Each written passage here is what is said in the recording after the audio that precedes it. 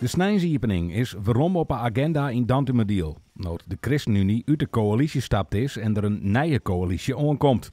Uit onderzoek van RTV-NOF onder meer dan 1800 inwoners doch blikken dat er brede stiepen is van winkels die het ek op snijn iepen willen. Zo'n 66% is voor. Alleen nog in Driezem en Waterswaard binnen de meningen meer verdeeld. Ik vind het achterhaald.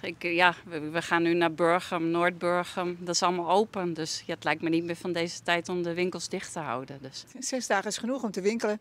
En de zondag is een heilige zondag. En dan moet je naar de kerk kunnen en in kunnen vullen zoals je dat zelf wil. En ik vind dat de winkels daar niet open hoeven.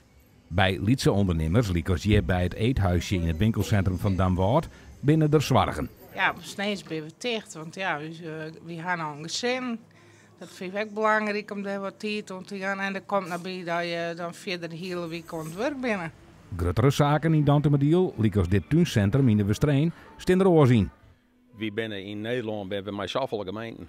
Ik geloof een 350 en er ben maar 12 waar die inkoopzondag is. Waar van Dantumediel de enige in Friesland is.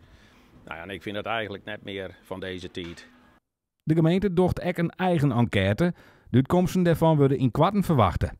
Vraag is dan, bloot Dantumediel de enige Friese gemeente met snijnsrest? Wij zitten hier op 5 kilometer van een groot tuincentrum. Nou, en als je dan zorgt wat is snijns aan auto's op het Daamstiet, ja, dat mis je wel. Wat vind je dat een gemeente dwan maakt met de enquête die wij maken?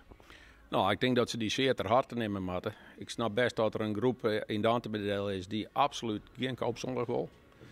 En die zullen het nou niet willen. En die zal tot 10 jaar niet willen. En die zal tot 20 of 30 jaar niet willen.